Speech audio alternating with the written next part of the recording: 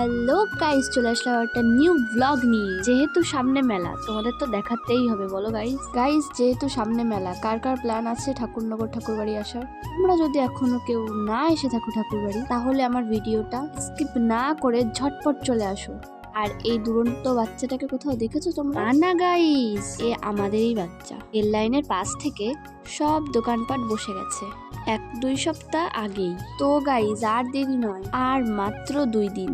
কি বলবো গাইজ, আস্তে আস্তে তো ভিড় বেড়েই যাচ্ছে। তাই চলে গেলাম আমি লাইনের উপরে একটু মডেলিং শো দিতে। তো গাইজ আজকে আমাকে কেমন লাগছে অবশ্যই কমেন্টে জানিও। তোমরা যেখান থেকে ভিডিওটা দেখছো অবশ্যই কিন্তু কমেন্টে জানাবে। তাই হোক গাইজ, ঠাকুরনগর স্টেশনের পাশে যে গলিটা আছে সেই পথ ধরে চলে আসবে আমাদের ঠাকুরবাড়ি ঠাকুরনগর মেলাতে। কত নাগরদোলনা বসেছে গাইজ, তোমাদের যে কি বলবো। তো চলো গাইজ এবার মেলার মাঠে যাওয়া যাক। তো গাইজ দেখো, ট্রেন যাচ্ছে, বড় নাগরদোলনা বসেছে, নৌকার মতো নাগরদোলনা বসেছে, ডিস্কো বসেছে, আর এদিকে আমার বান্ধবী নাচ করছে খুশিতে, খুব খুশি ওর মনে। তো দেখো গাইজ, এখন আমি এটাতে উঠবো। তো চলো। কি ভাবছো গাইজ?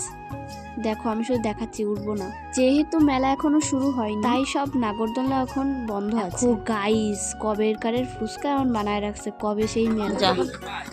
আপনাদের চ্যানেলের নাম কি?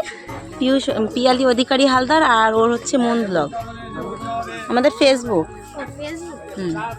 দেখো দেখো গাইস, ছোট ছোট ক্ষুদে সাবস্ক্রাইবাররা, তো মরণকূপ এখনো শুরু হয়নি। তো গাইস সবকিছু দেখতে কি সুন্দর লাগছে বলো। তো গাইস কপালটা এতটাই খারাপ যে তোমাদের সাথে দোকানগুলো খোলা শেয়ার করতে পারলাম না। রাস্তায় খুবই জ্যাম, যেহেতু সামনে মেলা সেহেতু দোকানপাট তো বসবেই। তো গাইস কিছু কিছু দোকান বসেছে, যেমন ডাংখা, ঘন্টা, করতাল ইত্যাদি ইত্যাদি। তো গাইস দেখো কত লোক।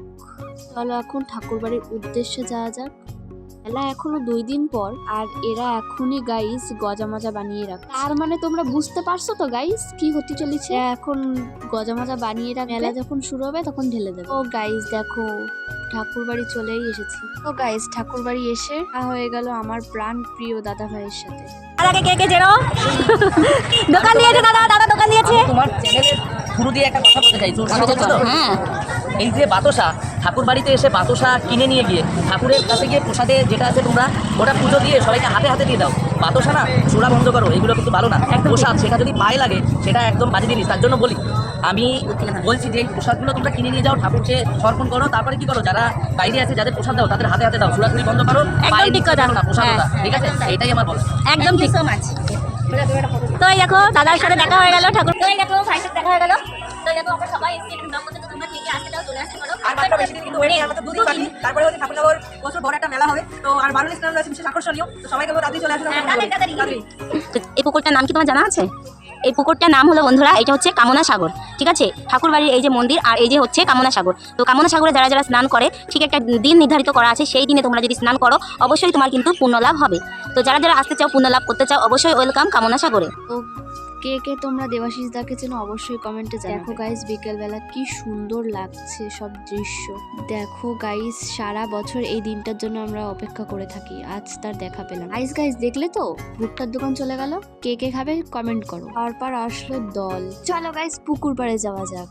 কি সুন্দর লাগছে বলো গাইস। তো গাইস ভিডিওটা যদি ভালো লেগে থাকে অবশ্যই like, comment, share, follow and subscribe. Next video আবার নিয়ে আসবো, অপেক্ষায় থাকো। এর মতো বাই।